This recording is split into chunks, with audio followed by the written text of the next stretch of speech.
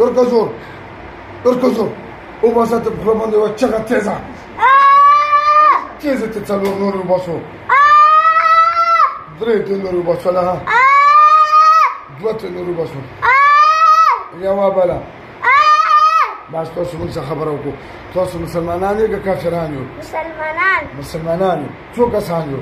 10 لږ چا تاسو صرف کولی 10 کسان یو او دې سره څومره وخت کېږي تاسو چې ورته راغلي یې دې سره سکول چټیانې وشوې موږ پې راغلو چې سکول چټیانې وشوې تاسو پې راغلی او تاسو دې ماشومې له کم تکلیف ورکوئ کم ځله تکلیف ورکوئ دې سره کله چکر راولو دې جوړونه خوږوو دې خپې خوږوو بس دا ګناه نه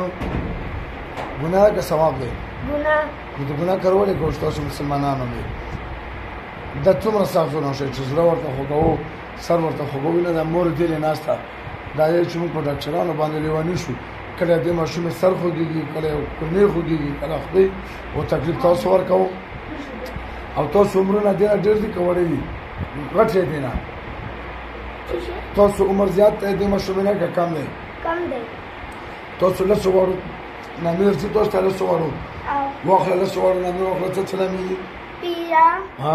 پیریان بل 2 شوې ماشوم پیریان دا یو وخت سره بله وایه لیکان کانان نورو نامې نه دي دا خو ټول د کتابونو نامې واخیسته بس کتابونه دي بیا به دا تنګوو نه به تنګوو قسم کوی شو څنګه قسم ده چې بیا به دې ته نه رسو په ټوله زندګۍ کې او په سکول کې خرابوئ ده بېهوشي به پرې راوړو که نه چې لکه راته وغورځو څنګه یې بېهوشه کوو ته یې وغورځوه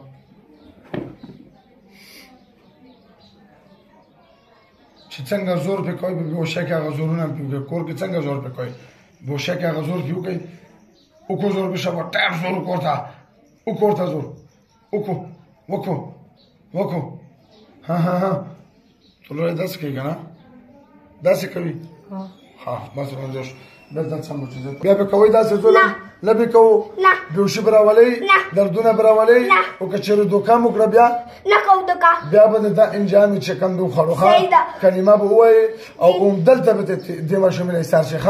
ووایه کلمه لا إله إلا الله محمد رسول الله صلى الله عليه وسلم صلى الله عليه وآله وسلم وفي كلمة قسمكو مو كلمة قسمكو شباب دا مشومانة تنگو بیا دا مشومانه تنگو نبو شبيرا ولم نبو شبيرا ولم نبو نور څه تکلیف ورکو نبو نور څه تکلیف ورکو زبدلته کې سارېږم زبدلته کې سارېږم راکوا دی شامل واچوس ګوت وګته او کلک زور څه ته وسه شامل ټپ زور شامل شو ټول اندامونه نه یو شام ورکش راګور that's all.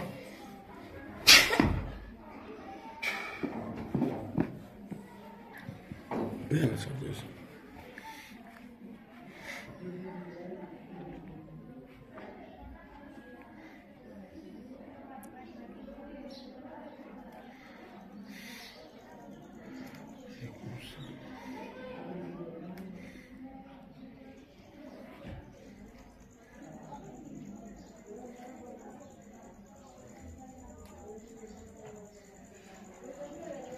پاسو ودې خوب نه راغلی خوب دې نه وکړې کور کې خوب نه وکړې نه وکړ څه نوم یې ایمان څنګه بدن دی صحیح ده څه خو درته ویلي نه دي هېڅ هم نه دي دا موږ ډېره زیاته ټارچر کړه خو دغو ته دا اندازه ګوره وانه چې مسله د جناتو دا بېهوشه کېده منډې ویلې هغه ټول علامات چې کوم دی موږ په دلته راوستو او انشاءالله نن 15 تاریخ دی 4مه میاشت 2025 چې دا ماشوم بیا په ګارنټۍ سره د الله په حکم سره نه خرابېږي